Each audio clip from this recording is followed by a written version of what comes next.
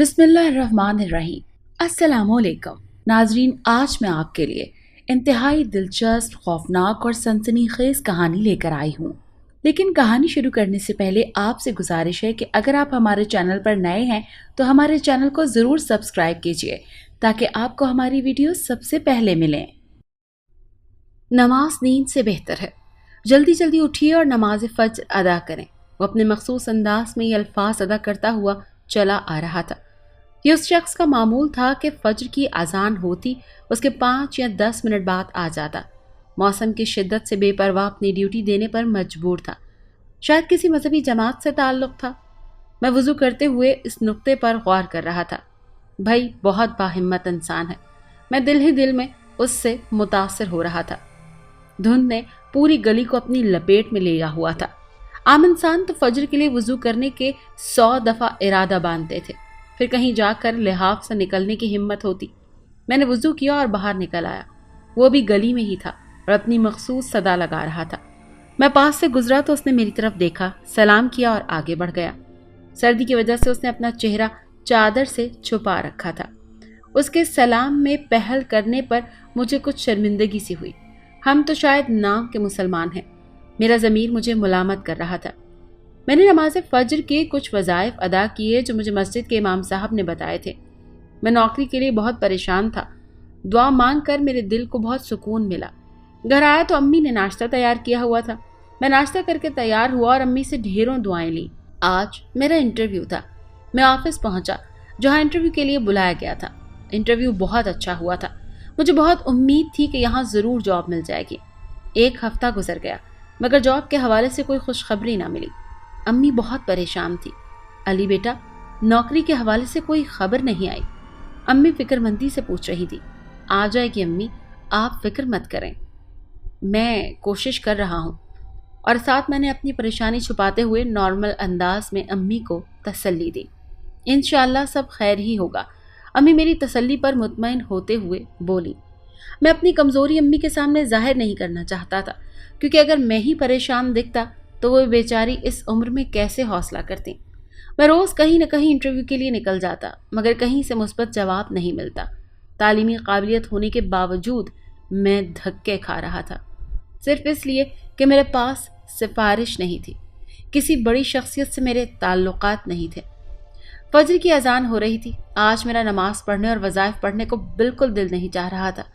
शायद मायूसी तारी हो रही थी कि इतने दिनों से तो पढ़ रहा हूँ, अभी तक नौकरी तो मिली नहीं। मायूसी ने मेरा घेराव किया हुआ था।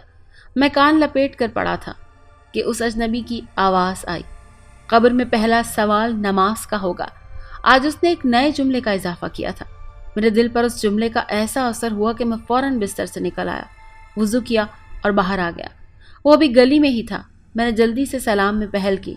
आंखों के अलावा उसका बाकी चेहरा चादर से छुपा हुआ था। मेरे सलाम करने पर उसकी आंखें मुझे मुस्कुराती हुई महसूस हुई। वो बहुत शफकत से मेरी जानिब ही देख रहा था। मेरे सलाम का जवाब देकर वो चला गया। अब रोज़ ही मेरी उस शख्स से मुलाकात होने लगी। वो बहुत अच्छी गुफ्तगू करता था। लंबा कद, सफ़ेद शलवार कमीज़ और स्याह चादर के साथ वो मेरे बहुत मुतासिर था। आज बातों के दौरान उसने चेहरे पर से चादर हटा दी। वो उम्र से 35 साल का लग रहा था। उसका चेहरा इंतहाई नौरानी और लबों पर बेहद मेहरबान मुस्कुराहट थी। क्या आपका ताल्लुक़ किसी मजहबी जमात से है? मैंने एकदम सवाल किया। नहीं, उसने नफ़ी में सर हिलाते हुए कहा। तो आपको इस काम का कोई मुआवजा मिलता है? मेरा मतलब है उजरत वगैरह, मैंने वजाहत करते हुए कहा। अरे नहीं, मेरा ताल्लुक़ ना तो किसी मजहबी जमात से है और ना ही मैं किसी इदारे का तनख्वाहदार मुलाजिम हूँ। मैं तो सरवरे कौनैन व मकां का बस अदना सा ग़ुलाम हूँ। मेरी इस कोशिश से अगर एक मुसलमान भी नमाजी बन जाता है तो यही मेरी उजरत है। हाँ, मेरे बड़ों ने मुझे ये काम सौंपा है। जब तक उनका हुक्म होगा अदा करता रहूँगा। उसने बड़ी तफसील से बताया। अगर आपको बुरा न लगे तो आपका नाम पूछ सकता हूँ? मैंने घबराते हुए एक और सवाल कर डाला। नोमान, उसने मुस्कुराते हुए जवाब दिया। आप कहाँ रहते हैं? मैं सारी बातें आज ही पूछना चाह रहा था। जमात खड़ी होने वाली है, इसका जवाब फिर सही, वो कहकर तेज़ तेज़ कदमों से चलता हुआ मस्जिद में दाखिल हो गया। वो इस कदर तवज्जो से नमाज पढ़ रहा था कि मुझे अपनी नमाज का सोचकर भी शर्मिंदगी होने लगी थी। ایک بات میں نے ہمیشہ نوٹ کی تھی کہ نعمان مسجد میں تو میرے ساتھ آتا تھا مگر نکلتے وقت کبھی نظر نہیں آتا تھا. پتہ نہیں اتنی تیزی سے وہ کہاں چلا جاتا تھا. ایک دن میں نے جلدی جلدی نماز ادا کی اور نماز کے بعد نعمان پر نظر رکھنے کے لیے مجھے باہر جا کر کھڑا ہونا پڑا. اتنی دیر میں امی کا فون آ گیا اور میں اس میں الجھ گیا کہ نعمان میرے ذہن سے نکل ہی گیا. آپ نماز کے بعد دعا نہیں مانگتے؟ میں نے نعمان سے سوال کیا. وہ میری طرف دیکھ کر مسکرانے لگا. مجھے لگا کہ اس سوال کے درپردہ جو اصل بات پوچھنے کا مقصد ہے وہ نعمان جان گیا تھا. مجھے کچھ شرمندگی سی محسوس ہوئی. نعمان خاموش رہا. اس نے میری بات کا جواب نہیں دیا. میں نے بھی ارادہ کیا کہ نعمان سے اس کی ذات کے بارے میں ایسے فضول سوال نہیں کروں گا. اب میں جلدی اٹھ جاتا, پہلے ہی وضو کر لیتا تاکہ ٹائم سے وہاں پہنچ جاؤں, زیادہ سے زیادہ نعمان سے باتیں کر سکوں. پتہ نہیں کیوں مجھے اس سے باتیں کرنا اچھا لگنے لگا. کوئی نہ کوئی اچھی بات سیکھنے کو مل جاتی تھی. آج اس کے پاس اس قدر اچھی خوشبو آ رہی تھی جیسے کوئی بہت عمدہ عطر لگایا ہو. ابھی میں خوشبو کے بارے میں سوچ ہی رہا تھا کہ اس نے جیب سے ایک چھوٹی سی عطر کی بوتل نکالی اور میری طرف بڑھا دی. یہ لو. نعمان میری طرف دیکھتے ہوئے بولا. نہیں, میں نہیں لے سکتا, میں نے ہچکچاتے ہوئے کہا. ارے انکار مت کرو, دوستی کا پہلا تحفہ سمجھ کر قبول کر لو. یہ کہتے ہوئے اس کے لبوں کے ساتھ اس کی آنکھیں بھی مسکرا رہی تھیں. دوستی, اس لفظ کو میں نے اپنے لیے اعزاز سمجھا. میں نے شکریہ کہہ کر اس کا تحفہ قبول کر لیا. میں اپنی سوچوں میں مگن تھا کہ نعمان بولا. اللہ بڑا کریم ہے, ہم مطلب کے لیے اس کے سامنے سجدہ کرتے ہیں مگر پھر بھی وہ ہمیں نوازتا ہے. نعمان کے منہ سے یہ الفاظ سن کر میں گھبرا گیا. مجھے لگا کہ وہ میرا نماز پڑھنے کا اصل مقصد جان گیا ہے. میں نے نظریں چرا لی. میں اپنی کزن ہما کو پسند کرتا تھا. وہ میری خالہ زاد تھی. میں نے گریجویشن کر لی تھی مگر ابھی تک جاب کی کوئی صورت نہیں بنی تھی, تو میں نے اپنا مسئلہ مسجد کے امام صاحب کے سامنے بیان کیا. انہوں نے باجماعت نماز ادا کی اور کچھ وظائف پڑھنے کو بتائے. آج جب نماز کے بعد دعا کے لیے ہاتھ اٹھائے تو مجھے نعمان کی بات یاد آ گئی. مجھے اپنا آپ اللہ کے سامنے بڑا مطلبی سا لگ رہا تھا. ہم انسان بھی کتنے خود غرض ہوتے ہیں نا, کبھی شکر ادا نہیں کرتے, ہمیشہ مانگتے ہیں اور وہ ہمیں نوازتا رہتا ہے. وہ ہم سے 70 ماؤں سے بھی زیادہ پیار کرتا ہے مگر ہماری زندگی میں تو اتنا وقت ہی نہیں کہ ہم اس کی عبادت کے لیے ٹائم نکالیں. محبت تو بہت دور کی بات ہے اور کچھ نہ ملنے پر فوراً شکوہ کرتے ہیں کہ اتنی دیر سے نماز پڑھ رہا ہوں, میرا فلانا کام نہیں ہوا, یا اتنی دیر سے دعا مانگ رہا ہوں, میری فلاں حاجت پوری نہیں ہوئی. واقعی وہ بہت کریم اور رحیم ہے. میری آنکھوں میں آنسو آ گئے. نعمان کی ایک اور بات سکھائی تھی مجھے. صبح میری نعمان سے ملاقات ہوئی تو میں خلاف معمول خاموش سا تھا.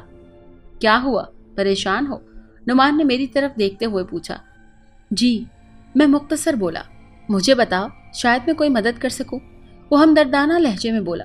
میں اپنے خالہ زاد سے شادی کرنا چاہتا ہوں مگر بے روزگاری آڑے آ رہی ہے. میں نے اپنا مسئلہ اسے بتایا. بہت توجہ سے وہ میری بات سن رہا تھا. کچھ دیر غور کرنے کے بعد اس نے اپنی جیب سے ایک کاغذ نکالا اور مجھے پکڑا دیا. علی, تم جب انٹرویو کے لیے جاؤ تو جو شخص تمہارا انٹرویو لے رہا ہو اس کی میز کے نیچے حصے میں یہ نظر بچا کر چپکا دینا, تمہارا کام ہو جائے گا. نعمان سنجیدگی سے بولا. میں نے مزید کچھ پوچھنے کے لیے منہ نہیں کھولا تھا. اس نے ہاتھ کے اشارے سے کہا کہ جماعت نکل جائے گی. پتہ نہیں کیوں مجھے لگ رہا تھا کہ آج مجھے ضرور نوکری مل جائے گی. میں نے امی سے دعائیں لی اور گھر سے نکل گیا. آفس پہنچا تو دیکھا صرف 2 سیٹیں اور امیدوار لاتعداد. میرا تو حوصلہ ہی ٹوٹ گیا. میری باری آئی. میں کمرے میں داخل ہوا تو اس شخص فون پر کسی سے بات کر رہا تھا. میں نے موقع غنیمت جانتے ہوئے وہ کاغذ نعمان نے جو مجھے دیا تھا میز کے نچلے حصے میں چپکا دیا, کیونکہ اس نے فون کرتے ہوئے مجھے اشارے سے بیٹھنے کے لیے کہا تھا, جو میرے لیے فائدہ مند ثابت ہوا اور میں نے موقع سے فائدہ اٹھا لیا. اس افسر نے میرے کاغذات بے دلی سے دیکھے اور بغیر انٹرویو لیے مجھے کہا, سوری, آپ کی تعلیم اس سیٹ کے لیے ناکافی ہے, آپ جا سکتے ہیں. میرا دل دھک سے رہ گیا. میں نے مایوسی سے اپنے کاغذات اٹھائے اور مردہ قدموں سے چلتا ہوا کمرے کے دروازے تک ہی پہنچا تھا کہ فون کی بیل بجی. اس شخص نے کسی سے بات کی اور فون بند کرتے ہوئے مجھے آواز دی. مسٹر علی. میں نے مڑ کر دیکھا تو وہ شخص مجھے ہی بلا رہا تھا. مجھے اندازہ ہی نہیں تھا کہ آپ کے پیچھے اتنی بڑی سفارش ہے. وہ شخص مجھے مسکراتی ہوئی نظروں سے دیکھ رہا تھا. یعنی مجھے جاب مل گئی تھی. میں خوشی سے پاگل ہو رہا تھا. امی کو خوشخبری سنائی. وہ خوشی سے نہال ہو گئیں. ذل ہما کو بھی بتایا مگر اصل بے چینی تو نعمان کو بتانے کی تھی.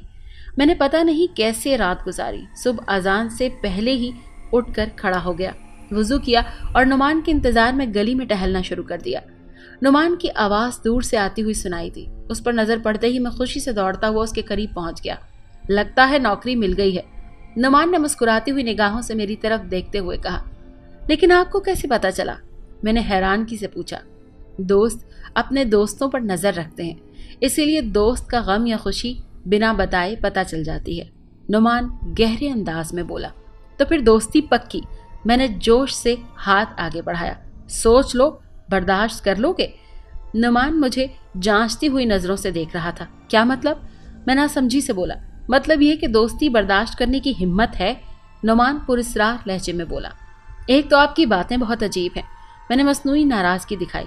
اچھا ہاتھ تو ملائیں، میں نے اصرار کیا۔ نعمان نے چادر سے ہاتھ نکالا اور میرا ہاتھ تھام لیا۔ نعمان سے ہاتھ ملاتے ہوئے میری چیخ نکل گئی۔ میرا ہاتھ بالکل سرخ ہو گیا، جیسے آگ لگ گئی ہو۔ میں درد سے وہیں زمین پر بیٹھ گیا۔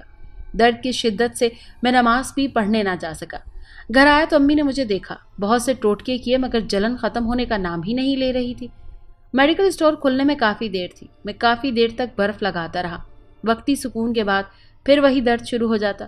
ایک پل سکون نہیں آ رہا تھا۔ سارا دن درد کی شدت اتنی رہی کہ میں نعمان کو تو جیسے بھول ہی گیا۔ رات کو نیند نہیں آ رہی تھی جلن کی وجہ سے۔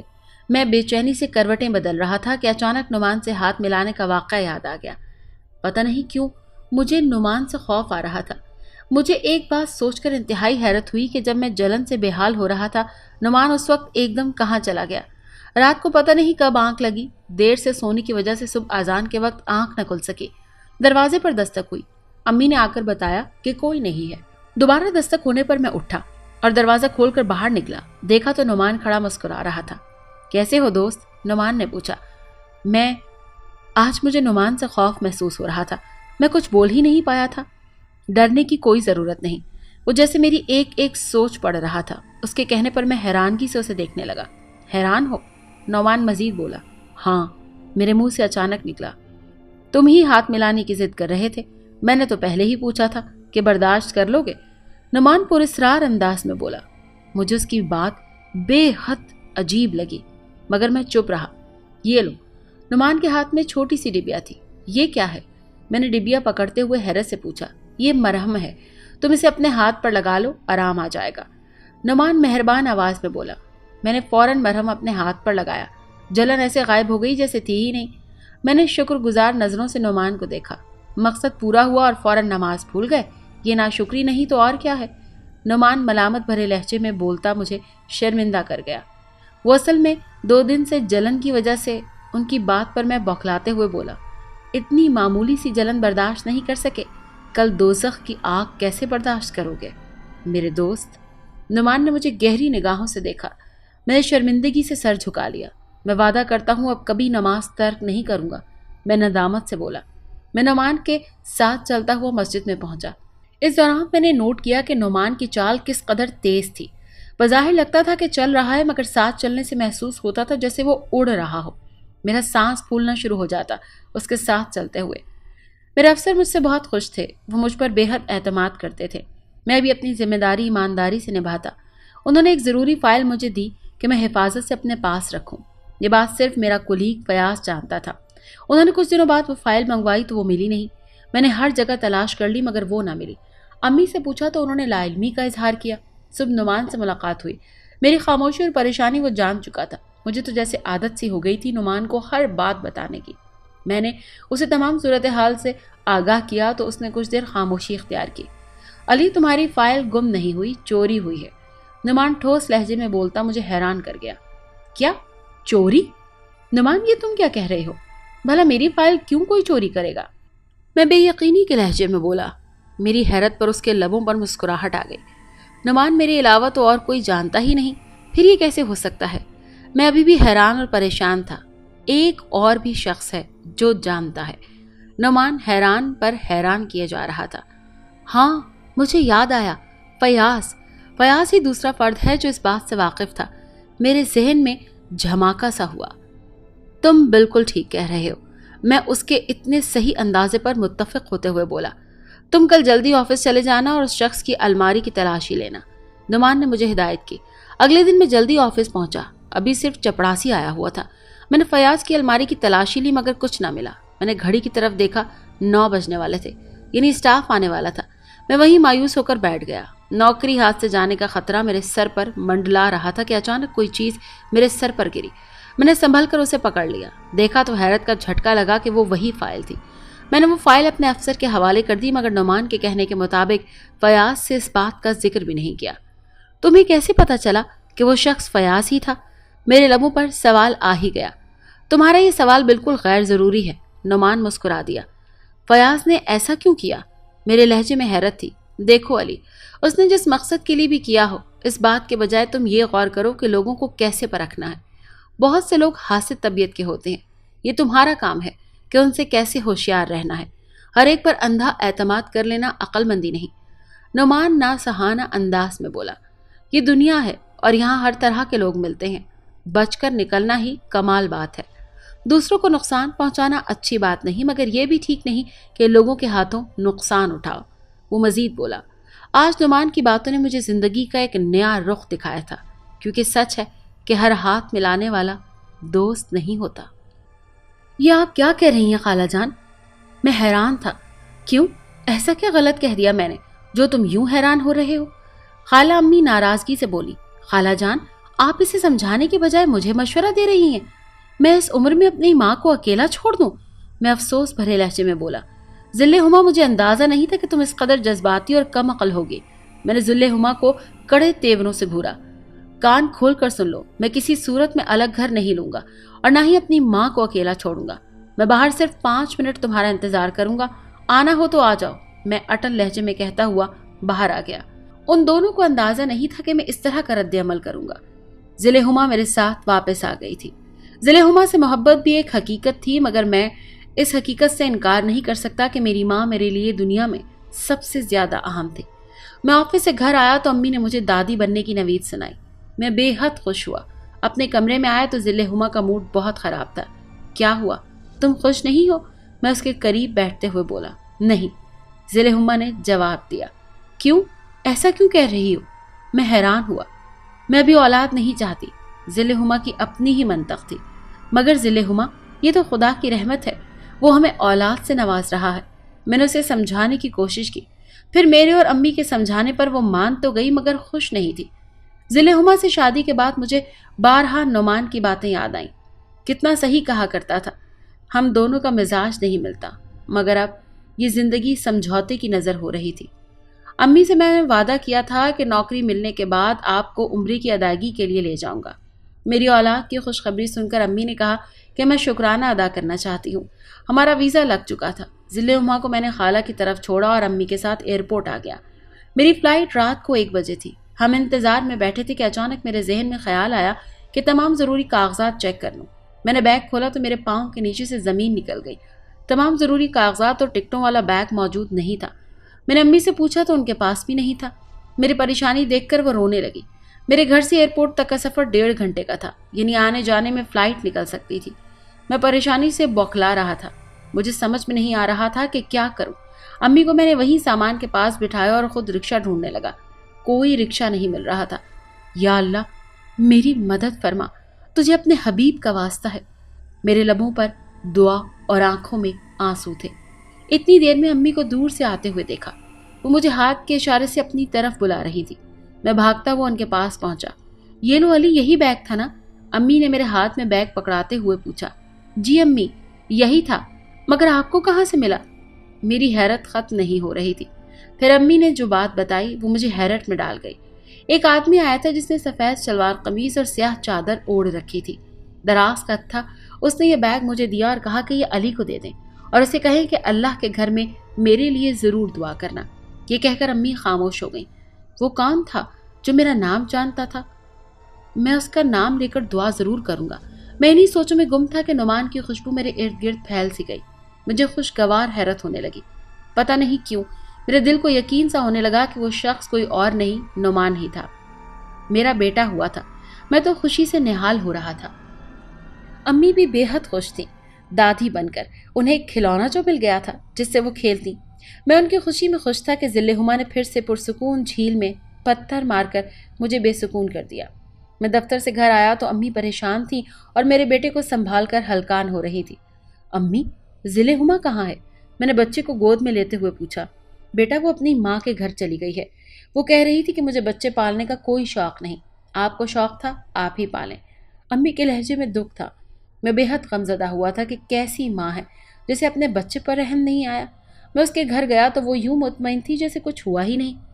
ذل ہما، یہ کیا حرکت ہے؟ میں دکھ اور افسوس سے بولا۔ علی، میں تمہارے ساتھ مزید زندگی نہیں گزار سکتی۔ تمہارے گھر کی پابندیاں میری برداشت سے باہر ہیں۔ بچہ تمہاری خواہش تھا، میری نہیں، اسی لیے یہ تمہارے ہی پاس رہے گا اور خلا کے پیپر تمہیں جلد مل جائیں گے۔ یہ کہہ کر وہ بے رحمی سے اندر چلی گئی۔ ایک پل میں سب کچھ ختم ہو گیا تھا۔ ذل ہما نے محبت کا مان بھی نہیں رکھا۔ میں گھر آ گیا۔ مجھے ہر طرف اندھیرا ہی اندھیرا محسوس ہو رہا تھا۔ مجھے نعمان کی شدت سے یاد آ رہی تھی۔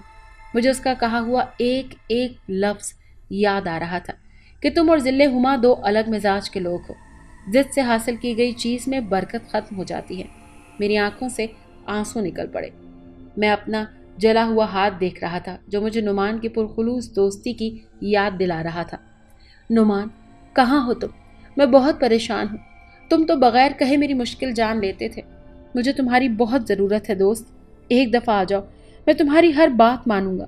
ذل ہما سے شادی کرنے میں تمہارا مشورہ نہیں مانا تھا۔ شاید تم ناراض ہو گئے تھے۔ میں اپنے جلے ہوئے ہاتھ کو دیکھ کر نہ جانے کب تک خود کلامی کرتا رہا اور میری آنکھ لگ گئی۔ خواب میں دیکھا ایک بہت خوبصورت جگہ ہے جو نہ زمین لگ رہی تھی نہ آسمان۔ عجیب نور بھرا ماحول تھا۔ لگتا تھا کسی جشن یا دعوت کا انتظام ہو رہا ہے۔ بہت سے دراز قد مرد اور نقاب پوش عورتیں پھر رہی تھیں۔ بچے ادھر ادھر بھاگ رہے تھے۔ میری نظر نعمان پر پڑی جو مسکراتا ہوا میری جانب آ رہا تھا۔ اسے دیکھ کر میری آنکھوں میں بے اختیار آنسو آ گئے۔ نعمان، تم کہاں چلے گئے تھے؟ میں کتنی مشکل میں ہوں۔ تم تو ایک دفعہ بھی لوٹ کر نہیں آئے۔ میرے لبوں پر شکوہ امڑ آیا۔ میرے رونے پر وہ محبت سے مسکراتے ہوئے میرے گلے لگ گیا۔ میں کچھ مجبوریوں کی وجہ سے نہیں آ سکا، مگر دیکھو میں تمہارے پاس آ گیا ہوں جب تم نے مجھے یاد کیا۔ نعمان کی خوبصورت چہرے پر مسکراہٹ تھی۔ میں حیران اور غمزدہ تھا۔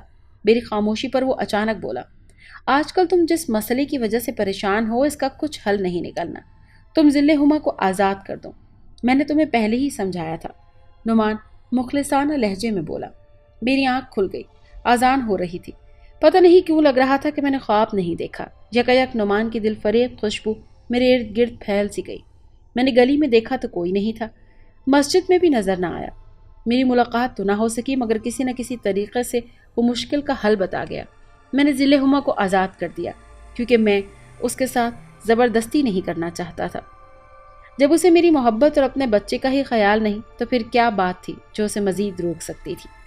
میں نے اپنے بیٹے کا نام شرجیل رکھا تھا۔ میں آفس سے گھر آتا اور اپنے بچے کے ساتھ کھیلتا رہتا۔ امی مجھے دیکھ کر دکھی تو ہوتی تھی مگر شرجیل نے انہیں بہلا رکھا تھا۔ سارا دن اس کے کاموں میں مگن رہتی۔ اکثر میرے دل میں خواہش آتی کہ کاش نعمان آتا، میں اسے اپنے بیٹے سے ملواتا۔ میں سوچتا اور خود ہی مسکرا دیتا۔ سردی کا موسم شروع ہو چکا تھا۔ میرا بیٹا بہت بیمار رہنے لگا تھا۔ بہت ٹیسٹ کروائے، دوائیاں لے کر دیں مگر آفاقہ نہ ہوا۔ میں اس کی وجہ سے آفس سے جلدی آ جاتا۔ وہ بے تحاشا روتا رہتا۔ ایک دن تو وہ اتنا بے چین تھا کہ ایک پل کے لیے بھی چپ نہیں ہو رہا تھا۔ امی بیچاری ہلکان ہو رہی تھی اسے سنبھال کر۔ میں نے اسے گود میں اٹھا کر گلی میں ٹہلنا شروع کر دیا۔ حالانکہ خاصی سردی تھی، میں اسے لے کر گلی میں ٹہل رہا تھا کہ آواز آئی، گرا منڈے۔ میں نے سنا مگر شرجیل کو چپ کروانے کی وجہ سے میں نے ایک پل کے لیے بھی اسے نہ دیکھا۔ میں دوبارہ چکر لگانے لگا۔ دیکھا ایک دراز قد شخص میرے قریب کھڑا ہے۔ اس کے ہاتھ میں انڈوں کی بالٹی ہے۔ لگتا ہے آپ کا بیٹا بیمار ہے۔ وہ اجنبی آواز میرے قریب سے ابھری۔ جی، اس کو سردی لگ گئی ہے، میں نے بغیر دیکھے جواب دیا۔ اس آدمی نے اپنا ہاتھ چادر سے نکالا اور میرے بیٹے کے سویٹر میں ڈال کر سینے پر رکھ دیا۔ میرا بیٹا جو ایک منٹ بھی چپ نہیں ہو رہا تھا اب یوں پرسکون تھا جیسے بیمار ہی نہ ہو۔ میرا بیٹا اس شخص کو دیکھ کر مسکرا رہا تھا بلکہ بار بار ہاتھ اس کی طرف بڑھاتا کہ جیسے اس کی گود میں جانا چاہ رہا ہو۔ اس کا نام بدل دو۔ لفظ شین سے شروع ہونے والے نام ہر کسی کو راس نہیں آتے، اسی لیے یہ بیمار رہتا ہے۔ اس نے بالٹی میں سے ایک انڈا نکالا اور میرے بیٹے کو پکڑا دیا۔ وہ ایسے کھانے لگا جیسے کافی دنوں کا بھوکا ہو۔ وہ شخص جانے لگا تو میں نے پکارا، بھائی پیسے تو لیتے جاؤ۔ اس نے مسکراتی نگاہوں سے میری طرف دیکھا تھا۔ دوستوں سے پیسے نہیں لیتے، یہ کہہ کر وہ تیزی سے گلی سے نکل گیا۔ میرا دل چیخ چیخ کر گواہی دے رہا تھا کہ یہ نعمان تھا۔ میں تیزی سے گلی کے کونے پر گیا مگر اس شخص کا کہیں پتہ نہ تھا۔ اتنی جلدی وہ کہاں چلا گیا تھا؟ میرا بیٹا بہت دنوں بعد پرسکون نیند سو رہا تھا۔ اس شخص کے الفاظ میرے ذہن میں گردش کر رہے تھے۔ اس نے مجھے دوست کیوں کہا؟ اس کو کیسے پتہ چلا کہ میرے بیٹے کا نام شین سے ہے؟ میرا دل گواہی دے رہا تھا کہ وہ مہربان اجنبی کوئی اور نہیں، نعمان ہی تھا۔ آج پھر ایک دفعہ وہ میری مشکل میں کام آیا تھا۔ میرا بیٹا نعمان 5 سال کا ہو گیا ہے۔ جی ہاں، میں نے اس کا نام بدل کر نعمان رکھ دیا تھا، اور نعمان سے محبت کا یہ اندازہ ہے کہ میں نے اپنے بیٹے کا نام اپنے عزیز دوست کے نام پر رکھا۔ آج بھی جب سرد راتوں میں کوئی آواز لگاتا ہے کہ گرم انڈے یا نماز فجر کا وقت ہو چکا ہے، جلدی جلدی اٹھیے اور نماز فجر ادا کریں، تو میں باہر گلی میں نکل آتا ہوں۔ مجھے آج بھی اس فرشتے جیسے مہربان دوست کی تلاش ہے۔ اسے یاد کرتے ہوئے میری آنکھیں بھر آتی ہیں۔ نہ جانے وہ مجھے یاد کرتا بھی ہوگا یا نہیں۔ ابھی بھی نعمان کی خوشبو مجھے اپنے ارد گرد سے محسوس ہوتی ہے، جیسے وہ میرے قریب ہی بیٹھا ہو۔ مگر ایسی کون سی پابندی ہے جو اسے میرے سامنے نہیں آنے دیتی؟ اس سوال کا جواب شاید میں۔ اگر آپ کو یہ کہانی اچھی لگی ہے تو اس ویڈیو کو لائک کیجیے، اور اس طرح کی مزید ویڈیوز دیکھنے کے لیے ہمارے چینل کو سبسکرائب کیجیے۔ اور ہاں، اگر آپ کے کسی دوست، رشتہ دار یا بہن کے ساتھ خدا نہ کرے ایسا کوئی واقعہ پیش آیا ہے تو ہمیں کامنٹ سیکشن میں اس کے بارے میں ضرور بتائیے۔